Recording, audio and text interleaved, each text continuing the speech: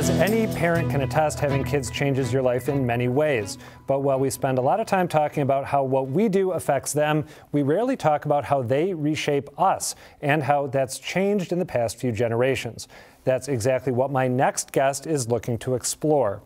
Jennifer Senior is a contributing editor at New York Magazine, where she writes about politics, social science, and mental health. Her new book is All Joy and No Fun: The Paradox of Modern Parenthood. Jennifer, welcome to Greater Boston. Thanks so much for having me. So, you believe that there is sort of an identity crisis that is permeating modern parenting. What is the nature of that crisis? Oh gosh, that's a great question. Well, I would say that we are contending with maybe three big changes to parenting that our, at least grandparents didn't have to think, contend with. We have a lot of choice in how we do this, and when we have our kids, we have a lot of, if you are a college-educated woman, you're going to have your first baby at 30.3 years old. Right. That means you got a lot invested in that baby. You've waited a while to have it. So I think that that's one thing. I think that we still are not resolved about how to deal with the fact that women work, and I think that couples fight a lot because we still are renegotiating chores and how to do that. I think that's a big crisis for couples. And then you mentioned this economic shift in the nature of parenting. Well, this is the thing that I find so interesting. Kids used to be economic assets, and it's a very uncomfortable thing to invoke, and you certainly don't want to express nostalgia for it. But the fact is, in a very short period of time, kids went from being our employees to being our bosses, basically. And when you talk about them being employees, working on the farm, for example, heading down to the old sweatshop, the farm is more innocuous. The farm is more innocuous. Well, and actually, it was the last thing that kind of child labor laws addressed, because they felt like that's still character building, right? And so much of America was still a farm economy. Yes, it seemed like a no-brainer when it came to, sweatshops. So I'm really interested in this inversion of the economic relationship. Now that our kids are not economic assets, what do you think that does to the way we think about our children? And by the way, I should say that, like you, I am the parent of some younger kids. So speaking from firsthand experience. Right. Well, if you want to quote Nora Ephron, it means that we fatten them like foie gras gooses. Geese? Geese. It's a horrible, terrible turn of phrase. It's great.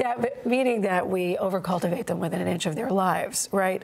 That now that they are, here's what's interesting. Kids are no longer economically valuable to us, right? But they are still working. It's just that the kind of work that they do is work that benefits them, right? Violin lessons are their new work. Soccer practice is their new work. Right. College calculus in 10th grade is their new work. And that's fine, it benefits them, but it doesn't benefit us, it drains us. Doesn't it offer some sort of benefit, though, to us in terms of, we wear their achievements a lot of times as sort of a feather in our cap, right? Like, look, my daughter is the captain of such and such a team, or my son is a fluent Mandarin speaker in 6th grade. So there's a return on the investment, isn't there? Well, a literal return, an actual return, I'm not sure. More of a psychological. I was just going to say, right, because, according to the Department of Agriculture, we spend $300,000 a year per child if you're middle class, and that doesn't include college. So I don't know about an actual return. Yeah. I think fewer parents are in it for the bragging than we think. I think the braggarts stand out. I think here's the problem. I think that because the middle class is shrinking, we all feel like the only way for our kids to get a toehold in the middle class is to prepare them and overcultivate them within an inch of their lives. Right? Because if they're not great at chess, how do they compete with rising China, for example? Precisely. So exactly. So, and we can't really predict the future, so we just kind of try to prepare them for every future we can think of. So you have, I think it's fair to say, something of a radical solution that you've proposed in your book and elsewhere. What is the right way to get out of this weird limbo state? So here's what I think is interesting. The main thing that parents do right now that I think is very hard, it's hard on them and it's hard on the kids, is they try and see to it that their kids are happy. That is murder for everyone involved. Some kids are never going to be happy.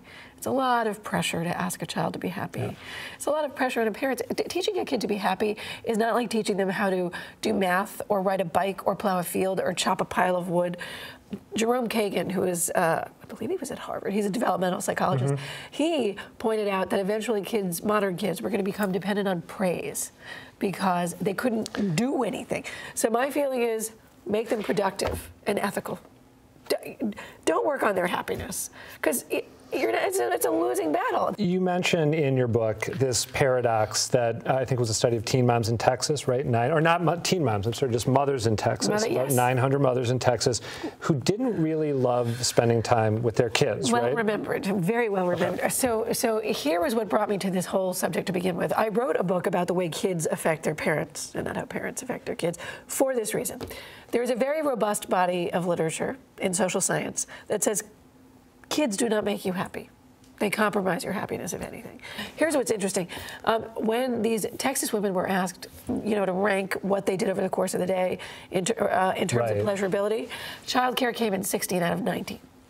So things that came in above childcare included vacuuming, or housework specifically, napping, which is to say that losing consciousness entirely was considered preferable to spending time with their kids.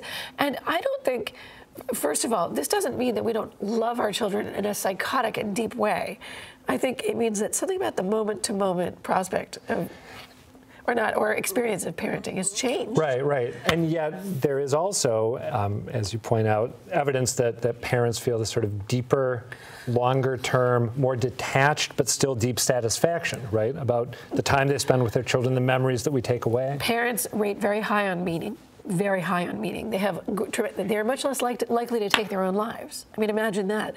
So even if these studies are saying that parents are less happy, I mean, okay, but they're also finding their lives more meaningful and they're much less likely to end them. They feel joy. They feel these deep, profound connections to another person. And if you ask any adult, specifically head on, what is your greatest source of happiness? They're always going to say their kids, if they think about it. It's never anything else. It's if they're unwittingly rating what they did over the course of the day. Let me ask you one more brief question. Have you, as a parent, been able to implement sort of the wisdom that you gleaned writing this book in your own parenting? It would be a cosmic lie. Yes. I think the distance between what we know and what we can do can be measured in light years. I take great pleasure now in my son, who is 7, knowing that the adolescent years are very hard. I try to luxuriate in those. I am so glad that you did not say that you've nailed it after writing this book, because then I would feel totally inadequate. All right, Jennifer Senior, thank you for being here. Really appreciate it. Thank you.